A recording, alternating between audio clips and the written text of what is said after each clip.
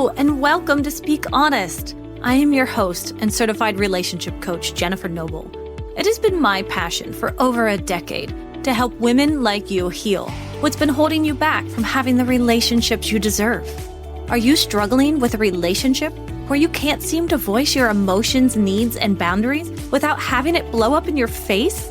Then you have found the right podcast, my friend. Get ready for practical tips, empowering truths, and honest conversations. Now, let's dive in. Hello, everyone, and welcome back to another episode of Speak Honest. I'm Jen Noble, your go-to relationship coach, and on today's podcast, I'm actually going to give you a sneak peek of one of our support sessions that we do in our free Facebook community. So I want to take a quick moment to tell you all about something really special that we do. These are our Wednesday support sessions. They're live, interactive coaching calls where we dive deep into topics that matter most in your relationships, like how to build trust, navigating tough conversations, and even growing attraction over time, which you'll hear in a little bit. So what's amazing about these sessions is that they're not just about learning, they're about connecting. You get real-time support, answers to your burning questions, and a community of women just like you who totally get it. So if you've been loving the insights from this podcast, imagine what it would feel like to work through these ideas live with me every week. In order to do that, all you need to do is join the free Facebook community and become a member of our Facebook group. These sessions are just one of the many perks waiting for you when you become a part of our community. So if you're ready to dive in, find us on Facebook. You can click the link in the show notes or just search up Speak Honest, Secure Communication for Women in the search bar of Facebook and find us there. And I cannot wait to have you. But now let's get on with the support session. Welcome to today's support session. We're going to be talking about the concept of can attachment grow? So I think this is a really fun topic because I hear it a lot. If you are dating or you're getting into new relationships, or as we were talking earlier, if you're trying to even develop friendships and you're not sure, like, is this the friend for me? What's going on? And so I wanted to talk about, well, can attraction grow?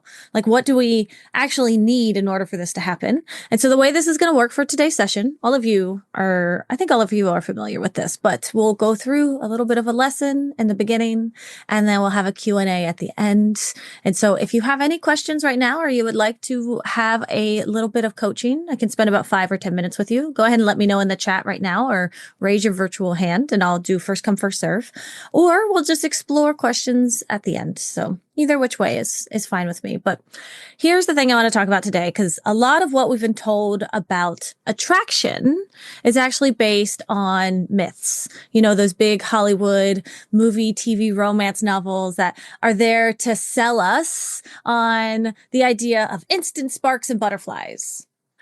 Those butterflies weren't a sign of a connection or true love at all. Like, what if we were just sold this idea? And this is what I want to talk about. So today we're going to explore the science behind chemistry, what's really going on in our brains and our body, why butterflies might actually be a warning sign and not a love signal, and finally, what really builds a lasting attraction in a relationship. So by the end of the day, my goal here is that you're going to have a totally different perspective on what attraction means and how it can grow into something secure, fulfilling, and real. So let's go ahead and get started. And I want to know in the chat, if you guys want to go ahead and let me know, I want you to take a moment and think about one word that you think of when you hear the word attraction. One of these like mind association things. So I say attraction. What do you think? Yes, big hugs to you, Linda. Can this relate to sex too? Always. Let's see. Cosmic. Oh, I love that one. Hubba hubba. Yes, that's a really good one too. I like that. Looks, touch, sexy. Yes, all of these words are to do with attraction. I was thinking about some of these words myself. So I was thinking chemistry, sparks, fireworks. Okay. So these are the words, right? We're hearing the cosmic. Gosh, what do you think of when you think of cosmic? It's like all encompassing. Hubba hubba. You know, it has a thing. Sexy. All of these words. These are beautiful beautiful responses. And I want to unpack what these ideas are. So we all have this idea of what attraction means. Oh, and also forgive me, I almost forgot. Here you go. There is the journal prompts for today. And okay, so these are the journal prompts. These will be the questions we'll dive into later. As always, feel free to use them or use them for journaling or meditation or just taking notes today. And I want to talk about the science behind chemistry. So what's happening in our brains and our body when we're feeling these initial sparks, that hubba hubba. The thing is, though, it's not always as romantic as it actually seems. And that to me is one of the most important parts about this. And I want to really dive into what's happening, like what is actually going on. And then I want to talk about why butterflies aren't what they seem, why that cosmic feeling, why that sexy feeling, all of that. It might not actually be the best thing to be feeling, and it could be a red flag towards a past pattern. And then I want to uncover, how do we really build lasting attraction? So it's not about chasing the highs. It's about creating a bond that actually deepens over time. So by the end of the session, you'll have a whole new perspective on what attraction really is and how you can create the kind of connection that lasts. So let's talk about chemistry. Okay. Chemistry. So chemistry fades, but connection lasts. So for this one, I want to start off and talk about what exactly is chemistry. But what we're really talking about with chemistry is dopamine. Dopamine, I'm sure you've all heard this word before, but dopamine is the reward system in your brain that lights up when something feels exciting or new. And that's why the beginning of a relationship feels so electric. It's all about novelty and anticipation. But here's the catch. Dopamine is fleeting. So the more you get used to someone, the less your brain gives you that dopamine hit. And this is where many people think, oh no, I've lost the spark. I've lost that feeling. I'm not in love with him anymore. I'm not that into him anymore or whatnot. And see, connection though, it's different. Connection is tied to oxytocin, and oxytocin is the bonding hormone. So dopamine is the pleasure seeking, and oxytocin is the connection, safety, security hormone. And this grows over time through trust, communication, and shared experiences. It's what makes relationships feel safe and fulfilling. So I want to share, I know oftentimes in these sessions, I talk a lot about my clients, but I wanted to get a little bit more real and vulnerable with all of you and tell you about my relationship with my husband. So when I started dating my now husband, there actually were not any fireworks at all. There was no hubba hubba. There was no cosmic feeling. And about 5 months in, I remember waking up one morning and realizing I wasn't even thinking about him. And he didn't text me at all that day. And I went to bed and I had forgotten. I'd just completely forgotten about him. And in that moment, I panicked. You can imagine the thoughts going on in my mind. Oh my gosh, this must mean I'm not that into him. This must mean I don't even care about him. Wow, I didn't care at all. If he didn't text me, he must not care about me. I don't care about him. What are we even doing here? All these thoughts raced in my mind. But I realized it wasn't about a lack of chemistry between us. It was about feeling secure.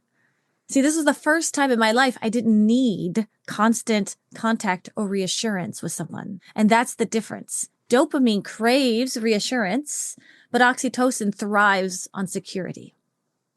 So that's the first point that I want to bring up.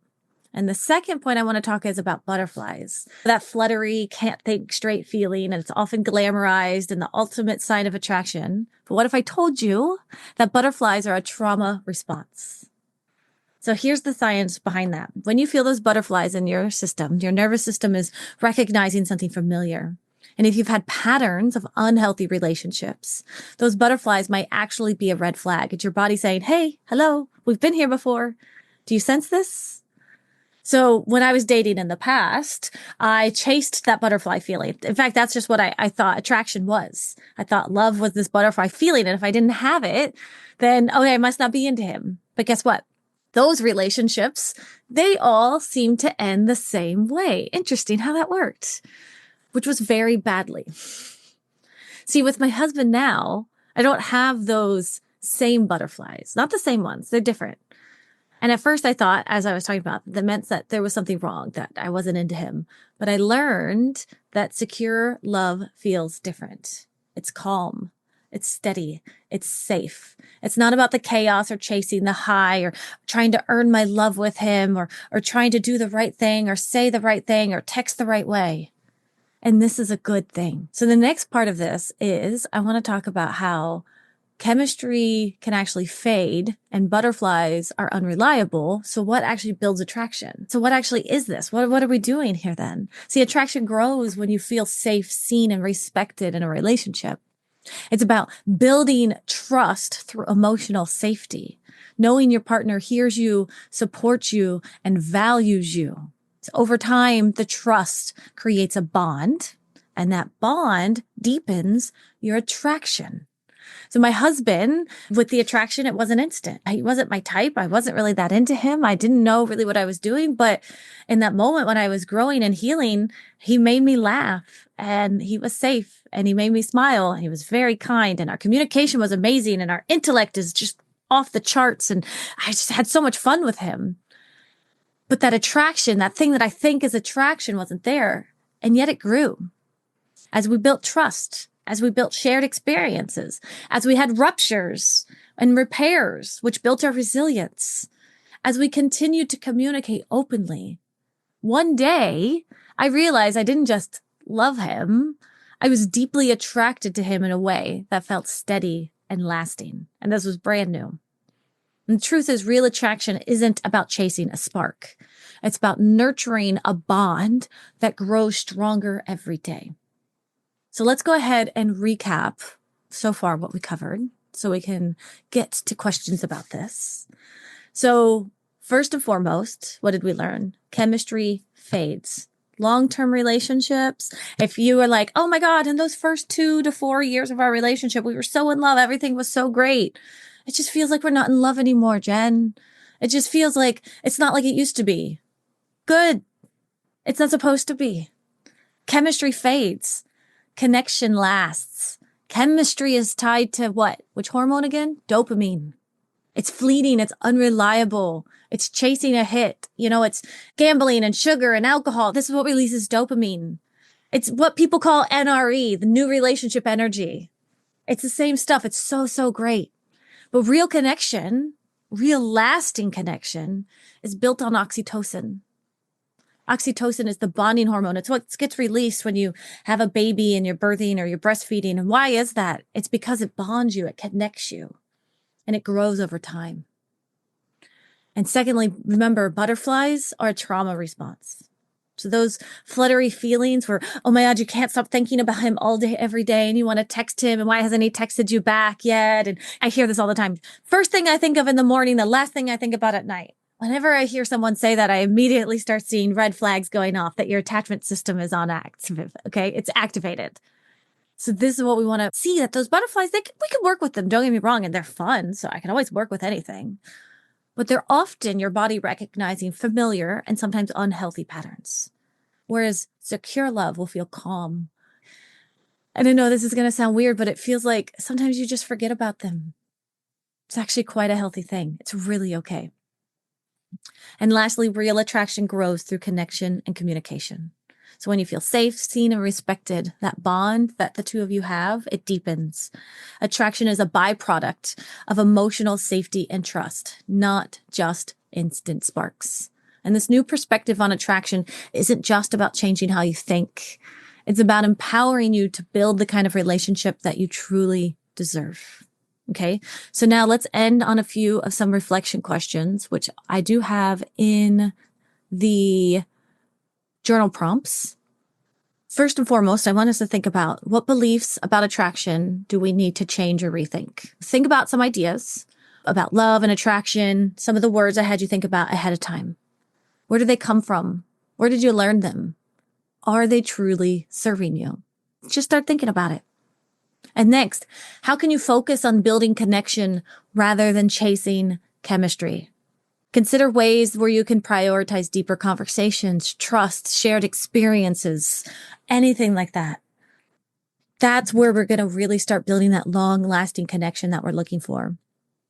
And lastly, what actions can you take this week to create emotional safety in your relationship? So Whether it's with a partner or a friend or even yourself, think about how you can show up in a way that fosters that trust and connection.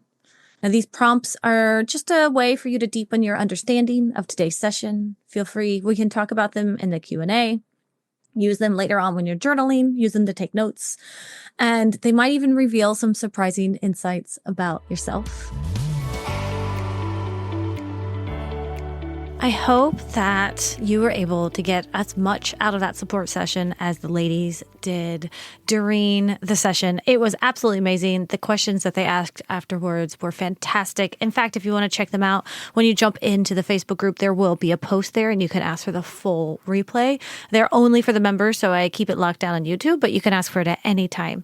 So again, we hope to see you at our next support session. You can join us by clicking on the link in the show notes to join the Facebook group, or just by going to Facebook and searching Speak Honest, Secure Communication for Women. And we hope to see you there. And I cannot wait to get a chance to speak with you. Until next week, take care. As we wrap up today's conversation, always remember that healing is a journey, not a destination.